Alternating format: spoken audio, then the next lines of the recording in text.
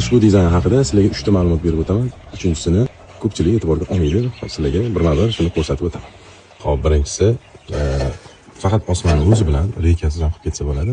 Osmonni karnizimiz 8 sm, ichi 6 bo'lganligi hisobiga 6 sm karnizni doriga tirab qo'yib olamiz. Buni keyin qo'yayotganda bundoq qayirsa yonidan zazor ochiladi. Buni keyin to'g'rilab qo'ysangiz bo'ladi.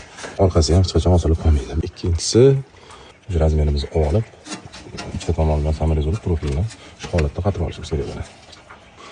Uchinchi asosiysi stiklarini har doim asosiy kirib kelinadigan yo'ldan orqa tomonga, teskari tomonga qaratib ketishimiz kerak. Har doim обязательно. Bu narsa ish sifatiga ancha ta'sir qiladi. Birinchi qaraganda odam sifatni ko'radi, xolos. Podpiska bosib kuzatib turinglar. Qoshimiz qatirilishi ichkaridan bakovga qarab qatiriladi.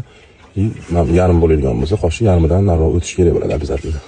O'shanda yuzasidan samarali hozir qolmaydi.